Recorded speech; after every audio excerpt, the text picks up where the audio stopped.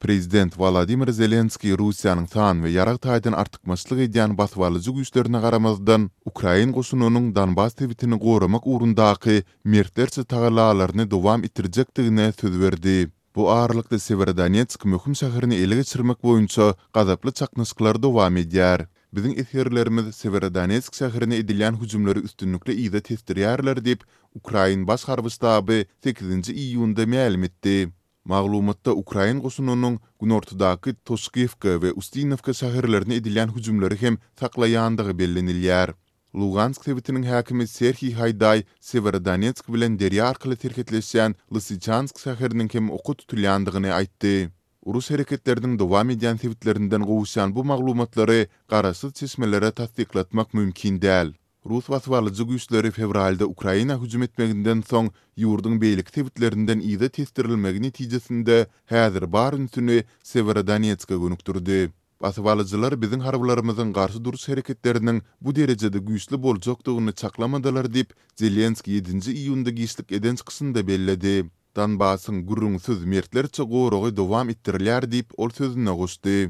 Severodonetskda köçe çaknyşyklary barha ýetileşýär we şäherdäki ýagdaýlar dowamly ütgeýär. 7-nji iýunda Russiýa Severodonetskiň ýaşaýyş tebitleriniň öz sözleri bilen aýdylanda doly azat edilendigini belledi. Sol bir wagtda şäheriň tenagat zorlugy we goly goltumdaky tebitler Ukraina güýçleriniň gözegçilginde galýar.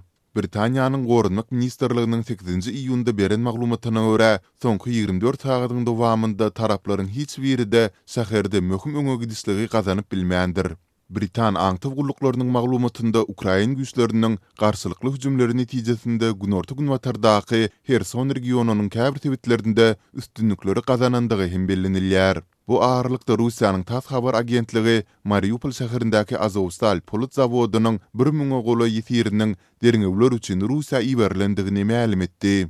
Ukraina Azovstalyň 2000 golydygy çaklanylýan gorugçylaryny Rus ýetirleri bilen çalyşmak ugrunda tagallaýdýar. Emma Rus kanun çykarjylary bu ýetirleriň sud edilmelidigini aýdýarlar. Zelenski Russiýanyň bu ýetirler babatyndaky garaýşynyň dowamly ütgeýändigini aýtdy.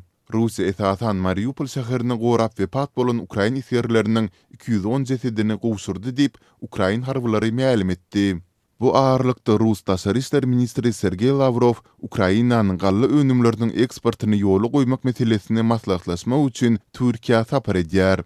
Ukraina we Günwataryň köp hökümeti Russiýany dünýädäki adyk üçinçilik krizisyny öz bähwitlerine ulanmakda aýplaýarlar. Mundan öň Moskwa halkara sanksiýalarynyň ýatyrylmagynyň öwedine Ukraina gally hasylynyň eksport edilmegine mümkinçilik döretjekdigini aýdypdy.